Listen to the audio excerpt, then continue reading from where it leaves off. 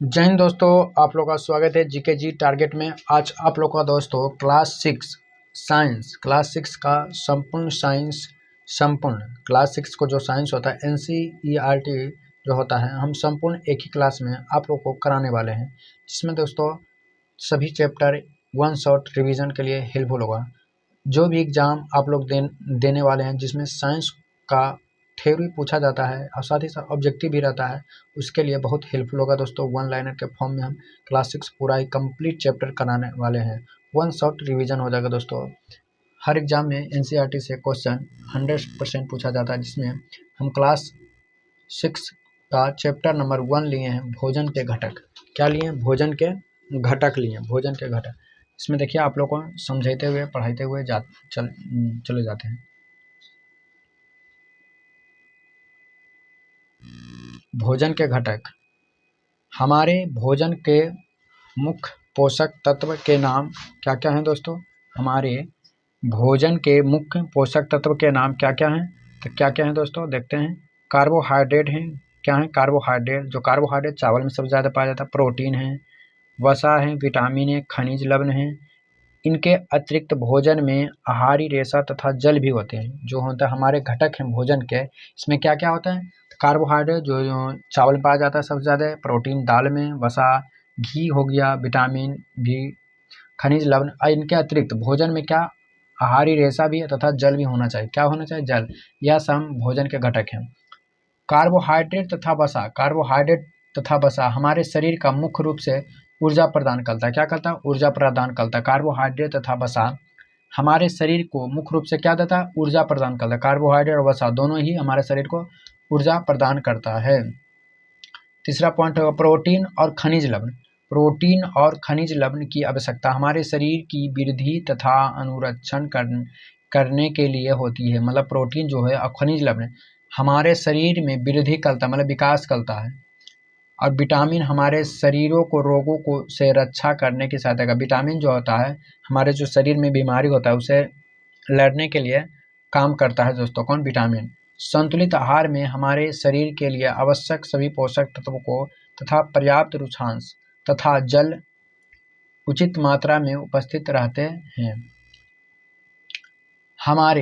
हमारे आहार में लंबी अवधि तक एक अथवा अधिक पोषक तत्वों की न्यूनतम से विशिष्ट रोग अथवा विकार उत्पन्न होता है। मतलब न्यूनतम से क्या? विशिष्ट तक होना चाहिए। अब देखिए चैप्टर 1 में खत्म हो गया भोजन के बारे में। अब दूसरा चैप्टर है तंतु से वस्त्र बनाना, मतलब तंतु से वस्त्र तक। वस्त्र समग्र अथवा वस्त्रों में विविध होती है, जैसे सूती, रेशम, ऊनी और पॉलिएस्टर। या क्या है? वस्त्र हैं दोस्तों। वस्त्र धागों से बनता है। वस्त्र जो है धागों से बनता है, जिन्हें तंतु से बनाया जाता है। जिन्हें क्या बनाया जाता है? तंतु से बनाया जाता है। तंतु तो प्राकृतिक होते हैं। तंतु क्या होते हैं? प्राकृतिक होते हैं अथवा संश्लेषित होते हैं। मतलब प्राकृतिक भी होते हैं, संश्लेषित। रेशम, ऊन और जूट कुछ प्राकृतिक तंतु हैं, जबकि नायलॉन, पॉलिएस्टर और कुछ संश्लेषित तंतु, मतलब कुछ अपने से निर्माण करते हैं। उदाहरण है रुई और जूट जैसे तंतु पादप से प्राप्त होते हैं। रुई और जूट कहाँ से? पादप, मतलब पेड़ पौधे से प्राप्त होते हैं। तंतुओं से धागा बनाने की प्रक्रिया को कताई कहते हैं। क्या कहते हैं? कताई कहते हैं। तंतुओं से धागा बनाने की प्रक्रिया को क्या कहते हैं? कताई कहते हैं दोस्तों। वस्तुओं का समूह का बनना, वस्तुओं के समूह का बनना। कुछ पदार्थ जैसे कांच पारदर्शी होते हैं तथा कुछ अन्य जैसे लकड़ी एवं धातु अपारदर्शी होते हैं। कुछ पराभासी भी होते हैं।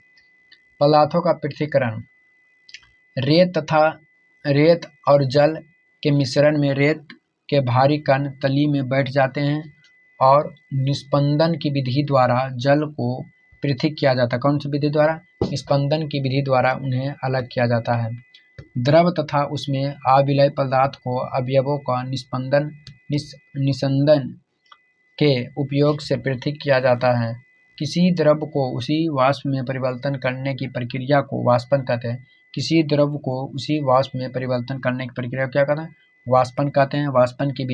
वाष्पन की वह विधि उपयोग द्रव में खुले ठोस को पृथक करने में किया जा सकता है। जिस विलयन में कोई पदार्थ और अधिक ना घुल सके वह उसे पदार्थ को संतृप्त विलयन कहते हैं। मतलब जितना घुल सके उसे जिस विलयन में कोई पदार्थ अधिक ना घुल सके, मतलब अधिक ना घुल सके उसे संतृप्त विलयन कहते हैं। मतलब किसी पदार्थ के विलय को गर्म करने पर उसमें अधिक मात्रा में घुल जा सके। हमारे चारों ओर परिवर्तन। कुछ परिवर्तन को उत्क्रमित किया जा सकता है और कुछ को नहीं। पदार्थों को गर्म करके या किसी अन्य पदार्थ को सीधे मिश्रित करके उसमें परिवर्तन किया जा सकता है। सामान्यतः पौधा का वर्गीकरण उनको ऊंचाई, तने और शाखाओं के आधार पर शाक, झाड़ी और वृक्ष में किया जाता है। सामान्यतः पत्ती में वर्णवृत्त और फलक होते हैं। पत्ती में क्या वर्णवृत्त और फलक होते हैं। पत्तियों में सिराओं का प्रतिरूप शिराविन्यास कहलाता है। यह जलिका रूप अथवा समांतर हो सकता है। पत्तियां वाष्पोत्सर्जन क्रिया द्वारा जलवाष्प को वायु में निष्कासित करती है। पत्तियां वाष्पोत्सर्जन क्रिया द्वारा जलवाष्प को वायु में निष्कासित करती है। हरी पत्तियां सूर्य के प्रकाश की उपस्थिति में वायु एवं जल से प्रकाश संश्लेषण क्रिया द्वारा भोजन बनाती हैं।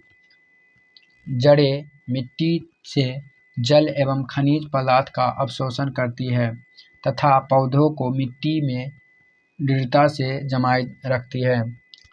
जड़ें मुख्यतः दो प्रकार की होते हैं, मूसलाधार और रेशेदार जड़। दोस्तों मूसलाधार और कौन सा, रेशेदार जड़ होते हैं। जलिका रूपी सिरा विन्यास युक्त पत्तियों वाले पौधे की जड़ें मूसलाधार होती है, जबकि समांतर सिरा विन्यास पत्तियां वाले जड़ों के रेशेदार होते हैं।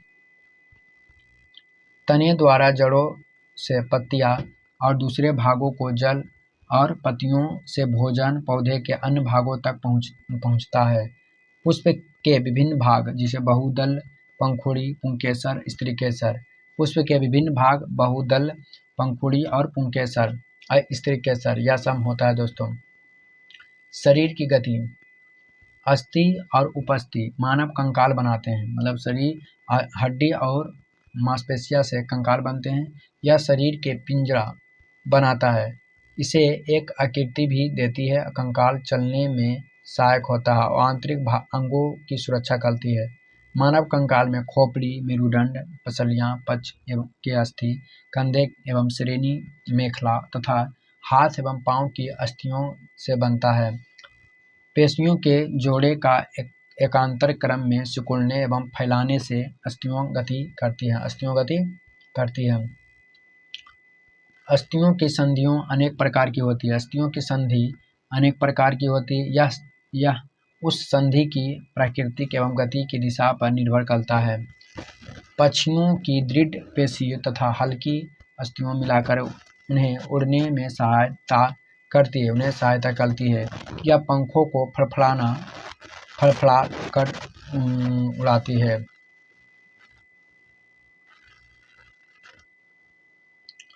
मछली शरीर के दोनों ओर एकांतर क्रम में बलिए बनाकर जल में तैरती है। सर्प अपने शरीर के दोनों ओर एकांतर क्रम में बले बनाते हुए भूमि पर बलेकार गति करता हुआ आगे और फिसलता है। बहुत सारी अस्थि एवं उससे जुड़ी पेशी शरीर को आगे की ओर धक्का देता है। तेलचट्टा का शरीर एवं पैर कठोर आवरण से ढके होते हैं जो वह कंकाल बनाता है। पक्ष की पेशी 3 जोड़ी पैरों एवं 2 जोड़ी पंखों से जुड़ी होती है जो तेलचट्टा को चलने एवं उड़ने में सहायता करती है। केंचुआ में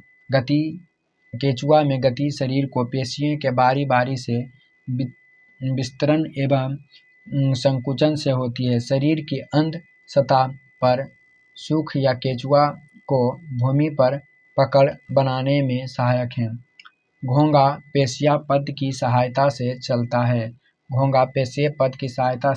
है। सजीव विशेषताएं एवं आवास।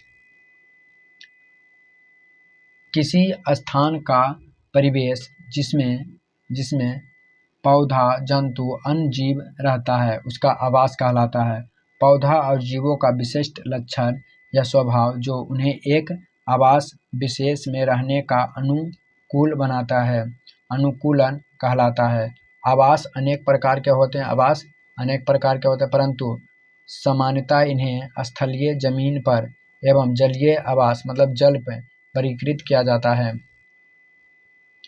पौधा, जंतु एवं सूक्ष्मजीव संयुक्त रूप से जैव घटक बनाते हैं। पौधा, जंतु एवं सूक्ष्मजीव जैव घटक बनाते हैं। चट्टान, मिट्टी, वायु, जल और प्रकाश एवं ताप हमारे परिवेश के कुछ अजैव घटक होते हैं। सजीव वस्तुओं के कुछ सामान्य लक्षण हैं जिन्हें भोजन की आवश्यकता होती है। वह श्वसन, उत्सर्जन, परिवहन की प्राप्ति, अनुक्रिया, प्रजनन, वृद्धि या गति करता है, उसे सजीव कहते हैं। गति और दूरी का मापन। एक स्थान से दूसरे स्थान तक जाने के लिए विभिन्न साधन का उपयोग किया जाने वाला परिवहन कहलाता है। प्राचीन काल में लोगों पैरों की लंबाई, अंगुली की चौड़ाई, एक कदम की दूरी तक आदि का उपयोग मापने के लिए मात्रक के में रूप में करते थे। इसके उलझन होती है तथा इसीलिए किसी एक समान मापन प्रणाली को विकसित करने के लिए आवश्यकता उत्पन्न हुई है। अब हम मात्रकों को अंतर्राष्ट्रीय मात्रक SI मात्रक उपयोग करते हैं। इसे समस्त संसार का मान्यता प्राप्त हुआ है। वर्तुल गति में कोई वस्तु किसी भी प्रकार की गति करती है, उस वस्तु की गति नियत बिंदु से दूरी समान होती है। ऐसी गति जो एक निश्चित समय अंतराल के पश्चात दोहराती है उसे आवर्त गति कहते हैं।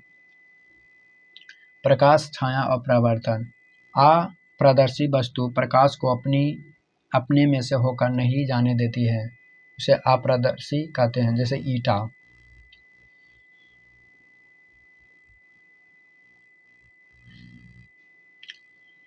पारदर्शी वस्तु प्रकाश को अपने में से होकर जाने देता है तथा हम इनसे दूसरी ओर रखी वस्तुओं को स्पष्ट देख सकते हैं, जैसे तेल लगा कागज, शीशा, ये समझते हैं। प्रभासी वस्तु कुछ भाग जाने देता है, कुछ नहीं जाने देता है। जब प्रकाश अपने पथ में कोई अपारदर्शी वस्तु आ जाती है तो छाया बनती है। साधारण सामग्री से सूची छिद्र कैमरा बनाया जा सकता है तथा इसका उपयोग सूर्य और अतिदीप्त वस्तुओं के प्रतिबिंब को देखने में किया जा सकता है। प्रकाश सरल रेखा में गमन करती है। दर्पण परावर्तन से हमें स्पष्ट प्रतिबिंब प्राप्त होते हैं। विद्युत तथा परिपथ। विद्युत सेल विद्युत का एक स्रोत होते हैं। विद्युत बल्ब में एक फिलामेंट होता है जो इसके टर्मिनलों से जुड़ा होता है। विद्युत धारा प्रवाहित होने पर विद्युत बल्ब दीप्त हो उठता है। स्विच एक सरल युक्ति है जो विद्युत धारा के प्रवाह को रोकने या प्रारंभ करने के लिए परिपथ को तोड़ता अथवा पूरा करता है। जिन पदार्थों से होकर विद्युत धारा प्रवाहित हो सकता है वे विद्युत चालक कहलाता है। जिन पदार्थों से होकर विद्युत धारा प्रवाहित नहीं होता है उसे विद्युत रोधक कहलाते हैं। विद्युत चुंबक और मनोरंजन। मैग्नेटाइट एक प्राकृतिक चुंबक है। चुंबक लोहा, निकेल, कोबाल्ट जैसे कुछ पदार्थ को आकर्षित करता है। ऐसे पदार्थ को चुंबक पदार्थ कहते हैं। जो पदार्थ चुंबक से आकर्षित नहीं होता है उसे अचुंबक कहलाता है। प्रत्येक चुंबक के दो ध्रुव होते हैं, उत्तरी ध्रुव और दक्षिणी ध्रुव। स्वतंत्र पूर्वक लटकाने पर चुंबक सदैव उत्तर दक्षिण दिशा में आकार रुकता है। हमारे और चारों ओर वायु, जल तथा मिट्टी वायु उपस्थित होते हैं। से वायु नाइट्रोजन, ऑक्सीजन, कार्बन डाइऑक्साइड, जलवाष्प तथा कुछ अन्य गैस का मिश्रण धूल कण भी हो सकता है। ऑक्सीजन ज्वलन में सहायक और श्वसन के लिए आवश्यकता है।